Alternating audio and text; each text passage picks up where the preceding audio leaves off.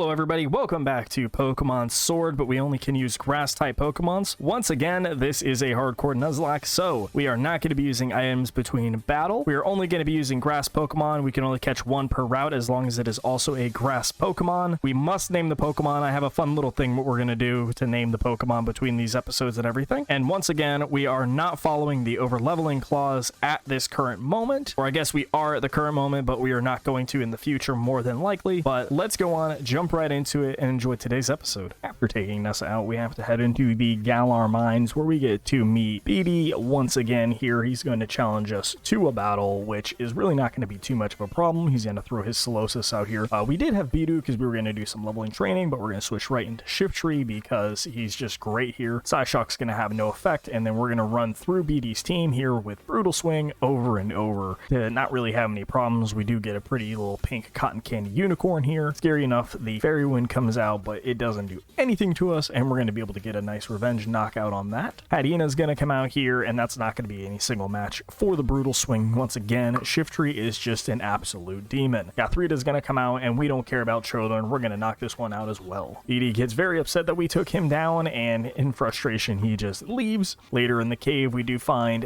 Team Yell, and Hop says he wants to take on a fight with them, so we get to go through this fun thing of fighting Linoons and Evils constantly with this Wooloo. Pretty self-explanatory here. Acid does a lot less than I thought it was going to do. Double kicks are going to come out here and there, and this is just going to kind of go through this repeated pattern with these Night Slashes constantly and Snarls. It's not that big of a deal. This is actually just a very monotonous, very boring kind of thing that we have going on here. Corvus Wire is going to come out, and it's just going to be very repetitive, so we're just going to kind of ignore all of this, and I'm going to tell you guys all the fun stuff. So this episode's coming out a lot later than normal. We've had a lot of family stuff go on, and actually at this point we've had more people get sick, so this is coming out a lot later than I would have liked it to, but you know, it's fine. We're gonna deal with it, and hopefully we can get back into our pattern of getting our videos to come out once or twice every 2 weeks, or once or twice every week, my bad. It should not be too bad. Now Thwacky is actually going to get a good branch poke here and take the Linoon out. In these episodes we actually do have to fight Team Yell just a couple of times, and it's not too big of a deal, but we do end up having a couple of complications later in the episode, which we will get to very shortly. Quickly, we're going to take out the Pancham. Budu here is actually going to evolve into Roselia, the great grass poison Pokemon other than Gloom that we currently have. Later, we see Team Yell kind of get taken out here by Kabu, and Kabu mentions to us that he likes to train here with the water types because it makes his fire types stronger, which is not a real game mechanic, yet kind of cool to think about. Me and Hop leave the mine to follow after Kabu and head back to town, while I decide to go take a rest at the Bidu Inn,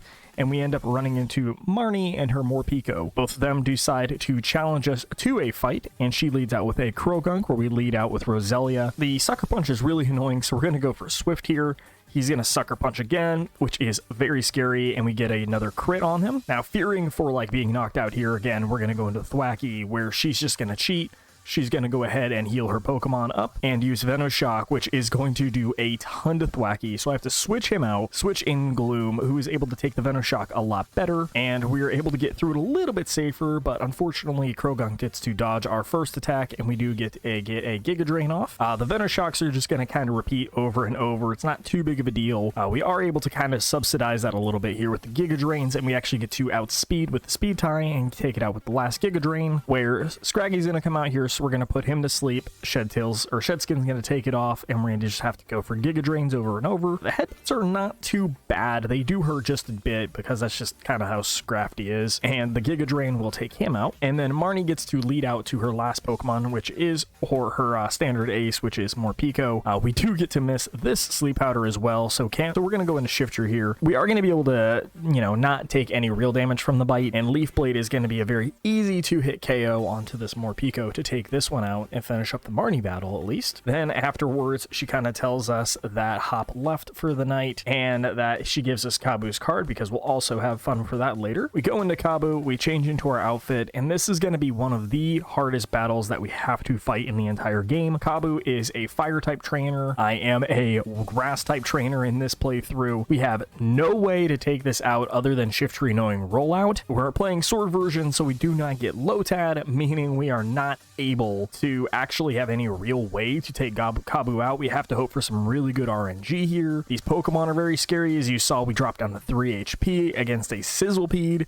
So this is just getting very scary, very sketchy, but we do have to do this gym challenge. We have to take out 5 Pokemon. These trainers have to play against us, and in most cases, they are very much hindering my ability to do this. They're either taking the Pokemon out, or they're throwing sand attacks at my face to lower our accuracy, and we're just having this nightmare of a time. Happily, after being able to take out all 5, we are going to be able to go on to fight Kabu. Unluckily for this playthrough, I am able to heal, just not during combat, so we're able to go heal our Pokemon up outside of combat, use burn heals to get out of combat. It's probably one of the biggest hindrances we have in this playthrough is Kabu's main move he uses is Will-O-Wisp, which actually has our physical attack, and for some reason all my grass Pokemon are physical users, so it's kind of a problem. Not to mention we do have the level cap at whatever the gym trainer's ace is. Kabu's happens to be his Scolipede with level 27, so all my other Pokemon hit level 27 at the start of this, and it is a real problem. So entering the arena here, we do see Kabu praying, and then we both jog out onto the field, bow in agreements, and Kabu leads out here with his Ninetales. We go into Gloom. He's going to go for Will-O-Wisp, which is not a big deal, and we do luckily land the first Sleep Powder. Our highest damaging move that we can do here is Acid, so we're going to use Acid the first time, go for the second time, luckily get the 2 turns of sleep. She wakes up and uses Ember, and we do get another Sleep Powder out here. This is very important because we have a very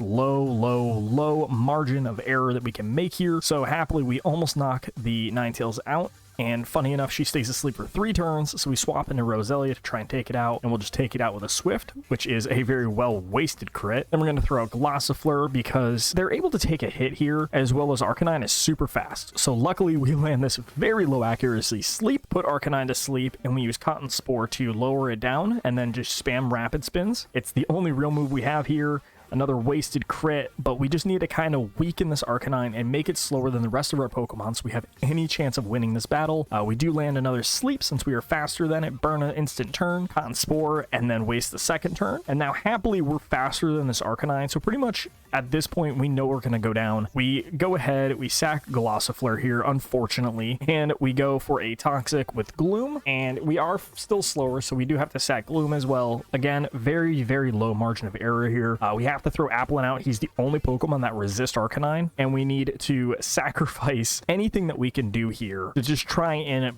take this Arcanine out with the Toxic. So after a couple of hits, we have to sack another Pokemon or we will lose Applin, and we decide to throw Roselia out, sack her, and Arcanine will go down to the Toxic. Then we have Sizzlepede come out here. We're just going to go into Shiftry. He's the fastest Pokemon that we have. We're going to Dynamax him, and we're going to hope that this Max Rockfall does as much damage as we possibly can, and hopefully with 4x does a ton of damage and or takes out the Centiskorch. Unfortunately, it takes him almost out, literally knocks him down to red. He does max Flutterby and takes Shiftry out. So this is 3 Pokemon that we're currently down in this gameplay. So we decide to throw out Thwackey, and he actually outspeeds us, sadly enough, takes him out, and then goes down to the Sandstorm. I'm thinking probably using Applin there as a sack would have been a better option because we lost all of our Pokemon except for Applin in this fight. Again, we did not have many options, but I am open to suggestions via the YouTube comments if you guys think any of our Pokemon should come back. But unfortunately, we are only going to have Applin for the next episode.